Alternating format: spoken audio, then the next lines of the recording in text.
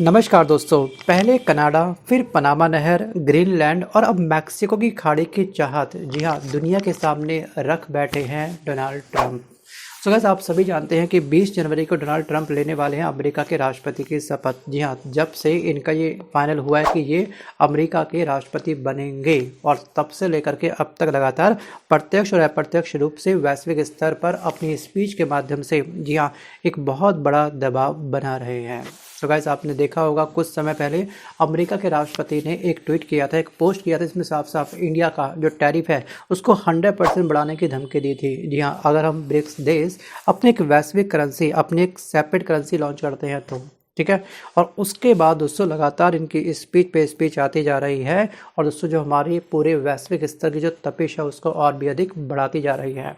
तो guys, America के नवनिर्वाचित राष्ट्रपति डोनाल्ड ट्रंप अमेरिका को भौगोलिक रूप से महान बनाने की योजना अब बना रहे हैं। जी हाँ, उनकी महत्वाकांक्षाएं ग्रीनलैंड को खरीदने की और पनामा नहर पर जो उनका पहले कंट्रोल था, जो उन्होंने पनामा देश को दे दिया था, वो वापस लेने को लेकर के अपनी प्लानिंग तैयार कर रहे हैं और कनाडा को अमेरिका में शामिल करने और मैक्सिको की खाड़ी का नाम बदलने के लिए वहां पर, जी हाँ, सेना उतारने जा रहे हैं। सोचिए, सेना तक की बात अब आ चुकी है। और दोस्तों ध्यान रखिएगा कि पनामा नहर, जी हाँ, पूरे विश्व के लिए एक बहुत बड़ी वरदान है। जी हाँ, मैक्सिमम जो व्यापार होते हैं दोस्तों वो इसी नहर के माध्यम से होते हैं। अभी यहाँ पर दोस्तों जो आधिपत्य है, इस नहर पर जो अधिकार है वो पनामा देश का अधिकार है, लेकिन यहाँ पर कहीं ना कहीं दोस्तों चाइना भी अपनी एक्टिविटी करता है, जी हाँ, इस नहर के माध्यम से। और अमेरिका को ये डर है कि अगर इसने अपनी ट्रेडिंग, जी हाँ, अपना व्यापार इस नहर के लिए इस्तेमाल कर लिया, ठीक है, अपने व्यापार को बूस्ट करने के लिए इस नहर का इस्तेमाल कर रहा है, कहीं वो देश चाइना हमसे आगे ना निकल जाए। शायद अमेरिका को ये भी टेंशन हो सकती है। जी हाँ, और इसलिए वो ये चाहता है कि अगर इस पर मेरा हो जाएगा अधिकार, मतलब कि अमेरिका का अधिकार पनामा नहर पर हो जाएगा, तो शायद वो चाइना की एंट्री बंद कर दे या फिर यहाँ पर टैक्स इतना अधिक लगा दे कि चाइना दे ही ना पाए। बहुत सारी चीज़ उससे हो सकती है, अब वो बताएगा आने वाला वक्त। बट दोस्तों ट्रंप के मुताबिक, जी हाँ, डोनाल्ड ट्रंप के मुताबिक अगर ये सब हो गया तो अमेरिका दुनिया का सबसे बड़ा देश बन जाएगा। क्योंकि दोस्तों यहाँ पर अमेरिका को टक्कर केवल दे सकता है कौन? चाइना। और लेकिन यहाँ पे इसको चाइना से भी अब आगे निकलना है। दोस्तों पहले भी ट्रंप ऐसी मांगे उठाते रहे थे, जी हाँ, लेकिन उनके पास उस समय ज़्यादा पावर थी नहीं। लेकिन अब दोस्तों फाइनली अमेरिका के राष्ट्रपति बन चुके हैं, राष्ट्रपति का पद संभालने जा रहे हैं, तो ट्रंप की दोस्तों ये बातें, जी हाँ, मजाकिया बातें नहीं हो सकती हैं। कुछ बड़ा खेला होने वाला है। जी हाँ, शायद दोस्तों अगर ये सेना उतारेंगे, जी हाँ, चाइना के अगेंस्ट, या फिर दूसरी सेना उतारेंगे, ठीक है, अन्य चीज़ों पर अपना अधिकार स्थापित करने के लिए, जी हाँ, एक बहुत बड़े युद्ध छिड़ने की संभावना भी बन रही है। जी हाँ, हम चाहते हैं दोस्तों ये युद्ध केवल वाक शक्ति पर ही आधारित हो, मतलब कि केवल शब्दों की वार चले और एक यहाँ पर शांति की मंच पर या फिर शांति वार्ता की टेबल पर बैठ करके इन सब का समाधान निकल जाए। तो दोस्तों युद्ध से कभी किसी का भला नहीं होता और दो बड़े देश अगर कोई युद्ध करते तो उसका इम्पैक्ट दोस्तों ध्यान रखिएगा सभी विकासशील देशों पर पक्का पड़ता है। और हमारा भारत भी दोस्तों क्या है? विकासशील देश है। दोस्तों आता हूँ वापस टॉपिक की तरफ कि आखिरकार पनामा नहर इसके लिए क्यों इम्पोर्टेंट है। दोस्तों दुनिया में बहुत सारी नहरें हैं, आखिरकार पनामा नहर का जिक्र ही हर बार क्यों होता है? तो गाइस मैं आपको बता दूं कि तमाम भारत के अंदर या फिर दोस्तों विदेश में जितनी भी आपकी नहरें हैं उन सभी के अंदर दोस्तों एडवांस फीचर नहीं है। जी हाँ, मैक्सिमम जो व्यापार होता है, जी हाँ, पानी के जहाज दोस्तों जितने भी व्यापार के पॉइंट ऑफ व्यू से निकलते हैं वो पनामा नहर को बहुत बड़ा वरदान मानते हैं, क्योंकि पनामा नहर दोस्तों एक एडवांस नहर है, इसमें 12 लॉकिंग सिस्टम का प्रयोग किया गया है। सो गाइस इससे संबंधित मैंने एक डिटेल वीडियो तैयार किया था, अगर आपने वो नहीं देखा होगा तो उसका लिंक मैं आपको डिस्क्रिप्शन बॉक्स में प्रोवाइड कर दूंगा। सो गाइस लॉकिंग सिस्टम में क्या होता है कि एक तरफ आपका प्रशांत महासागर है और एक तरफ आपका अटलांटिक महासागर है, इन दोनों को जोड़ने के दोस्तों पनामा नहर का इस्तेमाल होता है। ठीक है, पनामा नहर हम कह सकते हैं कि अटलांटिक और प्रशांत महासागर को आपस में जोड़ती है। तो एक तरफ पानी का लेवल काफ़ी हैवी है और दोस्तों ये जो आपकी अटलांटिक महासागर है ये काफ़ी नीचे है। अगर यहाँ पे अटलांटिक महासागर से कोई पानी का जहाज दोस्तों प्रशांत महासागर की तरफ बढ़ेगा, जी हाँ, तो इस जहाज को पुश करने के लिए, मतलब कि इसके बेस पर पानी के लेवल को बढ़ाने के लिए लॉकिंग सिस्टम का प्रयोग होता है। ये बात ध्यान रखिएगा। इससे क्या होगा कि स्मूथली जो व्यापारिक जहाज है वो बड़ी आसानी से गंतव्य स्थान तक पहुंच जाएगा। ठीक है, अगर वहीं पर जी हाँ यहाँ से अगर कोई दोस्तों जहाज इस तरफ आएगा, जी हाँ प्रशांत महासागर से कोई जहाज चला और अगर उसको अटलांटिक महासागर की तरफ जाना है, इस गंतव्य स्थान पर पहुंचना है, तो उसको पानी के लेवल को कम करके इनको लेवल पे ला करके इनका क्या होता है ट्रैवलिंग करवाई जाती है। मतलब कि एक जहाज को सही डायरेक्शन दी जाती है जिससे हमारा फ्यूल काफ़ी कम खर्च होता है, समय काफ़ी कम लगता है। राइट, इसको बोलते हैं लॉकिंग सिस्टम। इस वीडियो को ध्यान से देखिएगा कि आखिरकार किस तरह से पानी के लेवल को बढ़ाया घटाया जा रहा है। राइट, अब दोस्तों ट्रंप का आरोप ये है कि जो पनामा नहर है, इस पनामा नहर के इस्तेमाल के लिए पनामा, जी हाँ जो अमेरिका देश है उससे बहुत अधिक दाम वसूल करता है। जी हाँ, इतनी बड़ी दोस्तों जो ट्रेडिंग ये पनामा देश करवा रहा है, ठीक है, व्यापारिक जहाज को यहाँ से वहाँ शिफ्ट करवा रहा है, वो क्या कर रहा है, वो देश अपना प्रॉफिट कमा रहा है। जो पानी का जहाज जिस देश का है तो वो भी अपना टैक्स वसूल करेगा, जिसको हम बोल सकते हैं चुंगी कर। अब यहाँ पे आपको ध्यान रखना है कि यहाँ पर इसलिए इसे वापस लेना बहुत ज़रूरी है अमेरिका के लिए, क्योंकि यहाँ पर अमेरिका को बहुत बड़ा मॉनेटरी लॉस हो रहा है। जी हाँ, पहले जो दोस्तों जो एडवांस टेक्निक बनाई गई थी पनामा नहर के अंदर दोस्तों, इसमें जो पूरा का पूरा जो पैसा लगाया गया था वो लगाया गया था अमेरिका के द्वारा। जी हाँ, एक बहुत बड़ी कॉस्ट, एक बहुत बड़ा खर्चा आया था। उस डिटेल वीडियो में पॉइंट टू पॉइंट कितना खर्चा आया था वो सब मैंने डिस्कस किया है। और दोस्तों इसके अलावा ध्यान रखिएगा कि केवल पूरे वर्ल्ड के अंदर पूरा जो एडवांस नहर है, जी हाँ वो केवल एकमात्र नहर है पनामा नहर है जिसमें लॉकिंग सिस्टम का प्रयोग किया गया है। सो गाइस अब यहाँ पर आरोप ये भी है कि पनामा नहर पर चीनी सैनिकों का नियंत्रण है। ध्यान रखिएगा, अगर चीनी सैनिकों का दोस्तों इस स्थान पर नियंत्रण है तो कहीं ना कहीं एक बहुत बड़ा खतरा है अमेरिका के लिए। इसलिए अमेरिका का सबसे बड़ा जो पहला कदम होगा दोस्तों वो होगा पनामा नहर को लेकर के। अगर यहाँ पे चीनी सैनिकों का पहले से नियंत्रण है दोस्तों, हम कह सकते हैं कि चीनी वर्सेस अमेरिका एक बहुत बड़ा वॉर छिड़ सकता है। आई थिंक सो मेरी बातों को समझ पाए होंगे। और दोस्तों वो अवैध रूप से इसका संचालन कर रहे हैं, ऐसा अमेरिका के द्वारा दोस्तों कयास लगाया जा रहा है कि पनामा नहर पर, जी हाँ जो पनामा देश है उसको चाइना सपोर्ट कर रहा है। और पनामा देश वो देश था जो पहले अमेरिका का बहुत बड़ा सहयोगी हुआ करता था।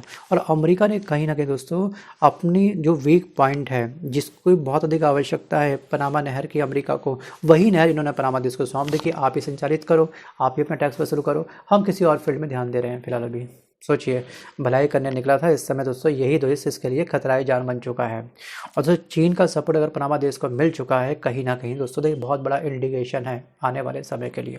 दोस्तों वो बताएगा वक्त के आने वाले टाइम पे क्या होगा। तो बस पनामा के जो राष्ट्रपति हैं जोसे राउल मुलिनो इन दावों को बेतुका बता रहे हैं। जी हाँ, और ये भी कहा गया है कि पनामा नहर का 1 वर्ग मीटर भी हम नहीं सौंपेंगे अमेरिका को।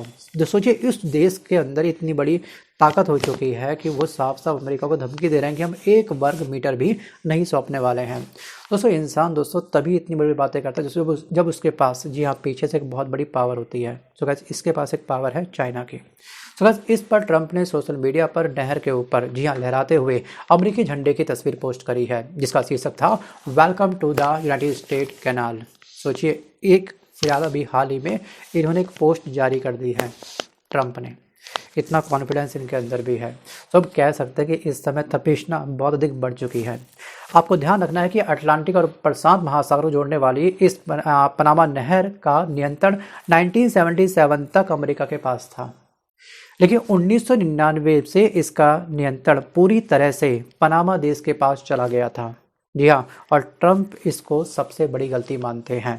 इन्होंने कई बार अपने प्रेस कॉन्फ्रेंस में दोस्तों या फिर पत्रकारों के सामने अपनी स्टेटमेंट दी है कि मेरी सबसे बड़ी गलती थी। जी हाँ, जिस देश को बूस्ट करने के लिए, जिस देश को ठीक है जिसकी इकॉनमी को बूस्ट करने के लिए मैंने ये नहर उनको दी थी, आज वही मेरे लिए खतरा बन चुके हैं। ठीक है, लेकिन अमेरिका है और चाइना है।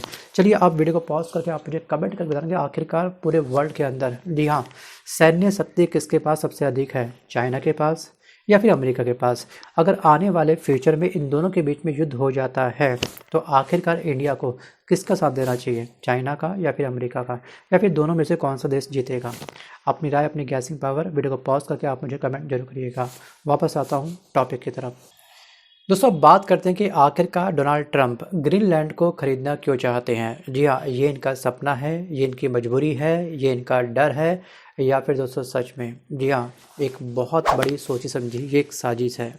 सो गाइस, डोनाल्ड ट्रंप ने पत्रकारों को अभी बीते चंद दिनों पहले ये कहा है कि सभी जगह, जी हाँ, ग्रीनलैंड के आसपास रूसी और चीनी जहाज पाए गए हैं, जी हाँ, जो हमारे देश के लिए खतरा बन सकते हैं। इन तमाम जहाज़ों की निगरानी के लिए हम इस द्वीप को खरीदना चाहते हैं, जी हाँ, और ये हमारे लिए बेहद ज़रूरी भी है। और इससे क्या होगा कि इससे मैं फ्री में, जी हाँ, जो पूरा वर्ल्ड है उसकी रक्षा कर सकता हूँ। ये इन्होंने दावा किया है पत्रकारों के सामने। और दुनिया के इस सबसे बड़े द्वीप मतलब कि ग्रीनलैंड की अमेरिका को बेहद आवश्यकता है। वहीं दोस्तों चर्चा अब ये भी की गई है कि जैसे ही 20 जनवरी को डोनाल्ड ट्रंप अपनी शपथ लेने वाले हैं, उसके बाद, जी हाँ, इससे संबंधित एक हाई लेवल मीटिंग बैठाने जा रहे हैं, जी हाँ, पनामा को लेकर के, ग्रीनलैंड को लेकर के, क्योंकि ये दोनों ऐसे स्थान हैं जो इनके लिए अब खतरा बन चुके हैं। तो गाइस, आपको ध्यान रखना है कि ग्रीनलैंड पर, ठीक है, इस समय बहुत बड़ी मात्रा में प्राकृतिक संसाधन पाए जाते हैं। अगर अमेरिका ने ग्रीनलैंड को खरीद लिया, पहली बात दोस्तों ये कि ग्रीनलैंड, जी हाँ, बिकाऊ होना चाहिए, बिकने के लिए तैयार होना चाहिए। लेकिन कभी कभी दोस्तों ऐसे ऐसे सिनारियो या फिर ऐसी ऐसी कंडीशन तैयार कर दी जाती है कि वो इंसान अपनी उस वस्तु को बेचने के लिए तैयार हो जाता है।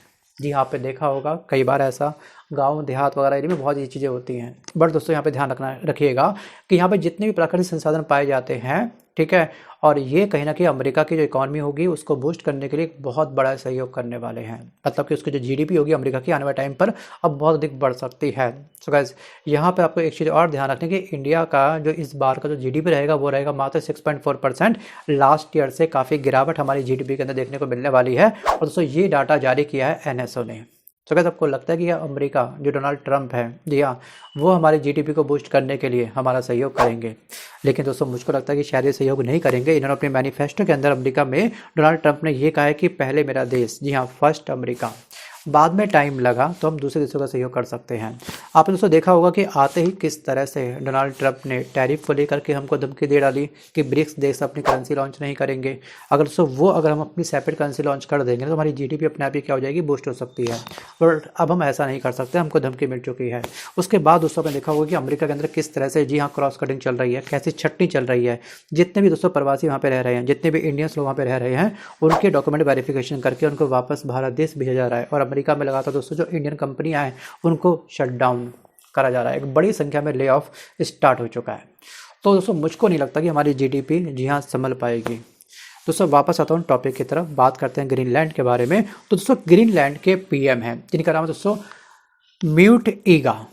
तो इन्होंने साफ साफ ये कह दिया है अमेरिका को कि ग्रीनलैंड हमारा है और वो बिकाऊ नहीं है, ध्यान रखेगा। और दोस्तों ग्रीनलैंड में वर्तमान में डेनमार्क का अधिकार है। वहीं पर दोस्तों राष्ट्रपति के रूप में पहले कार्यकाल में 2019 में ट्रंप ने, आपको याद होगा कि आर्कटिक के इस द्वीप को खरीदने की इच्छा जताई थी 2019 में, ठीक है।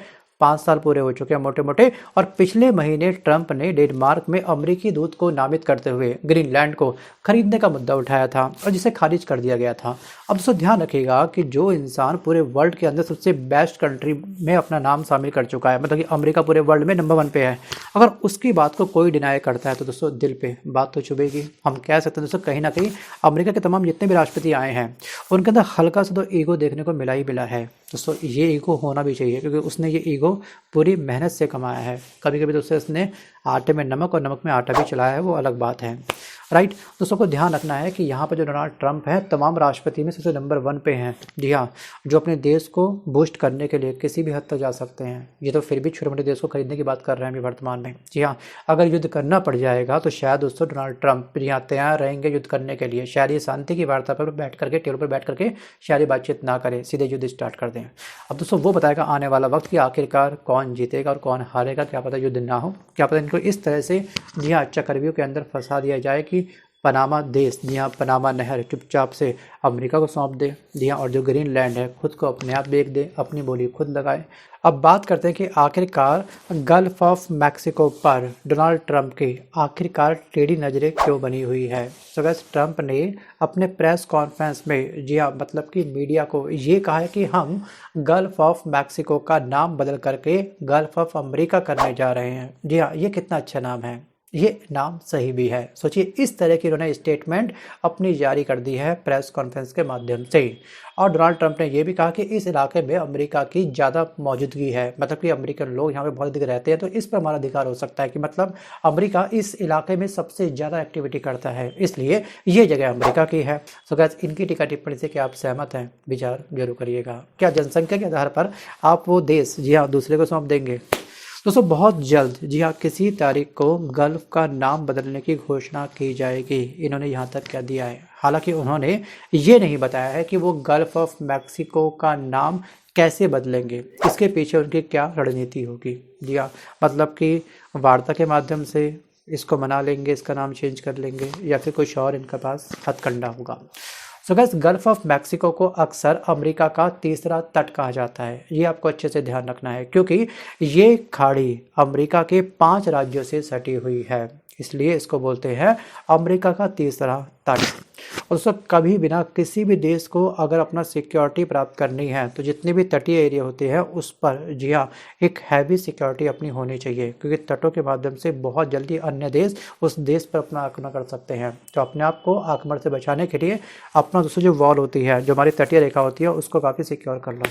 जैसे आपका एरिया होता है, आपने एक प्लॉट ले रखा है 100 गज, 500 गज, 1000 गज, जो भी ले रखा है, तो आप उसको परचेज करते ही तुरंत उसकी बाउंड्री तैयार करवा देते हो। जी हाँ, एक एंट्री के लिए छोटा सा गेट लगा के उस पर ताला ठोक देते हो। दोस्तों वैसे ही दोस्तों ये क्या हमारी एक वॉल बन जाती है। सो गाइस, अब यहाँ पर हम बात करते हैं कनाडा के बारे में थोड़ा सा। दोस्तों डोनाल्ड ट्रंप ने मंगलवार को यानी कि बीते कुछ दिन पहले अमेरिका का नया नक्शा सोशल मीडिया पर शेयर किया है, अमेरिका ने, राइट। और यहाँ पर जिसमें कनाडा को अमेरिका के 91वें राज्य के रूप में दिखाया है। और तभी से दोस्तों जो हमारे पूरे वर्ल्ड की सियासी सरजमी है उसकी तपिश और अधिक बढ़ चुकी है कि आखिरकार इतनी बड़ी गलती, दोस्तों ये गलती नहीं हो सकती, ध्यान रखिएगा। ये एक सोची समझी एक बहुत बड़ी साजिश के तहत किया गया है। सो बस कुछ घंटों पहले ही ट्रंप ने ये कहा था कि कनाडा को अमेरिका में मिलाने के लिए आर्थिक बल मतलब कि टैक्स का प्रयोग करने से भी वो हिचकेंगे नहीं। जी हाँ, टैक्स उसके ऊपर बढ़ा दो, ठीक है, उसको फाइनेंशियली क्रैश करवा दो उस देश को, तो वो अपने आप क्या हो जाएगा, वो देश बेकाबू हो सकता है।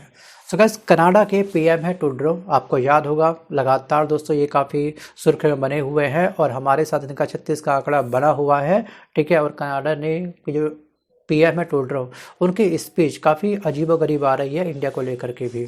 अब यहाँ पे दोस्तों जो कनाडा के पीएम है दोस्तों ट्रूडो, इनकी पार्टी ने एक्स पर तस्वीरें पोस्ट की है जो स्पष्ट रूप से उन क्षेत्रों के बीच अंतर करती है जो अमेरिका का हिस्सा है और जो अमेरिका का हिस्सा नहीं है, ठीक है। सबसे पहले दोस्तों अमेरिका ने अपना एक मैप जारी कर दिया जिसमें साफ साफ कनाडा को 91 राज्य घोषित कर दिया। तो उसके रिवर्स में कनाडा के पीएम ने अपना एक मैप जारी कर दिया पोस्ट के माध्यम से, राइट, एक्स के माध्यम से। उसमें साफ साफ दिखा दिया भैया आप हमारा मैप ध्यान से देख लीजिएगा, ये आपका हिस्सा है और ये हमारा हिस्सा है, गलत फहमी जीना बंद कर दो, कहने का शायद इनका यही होगा।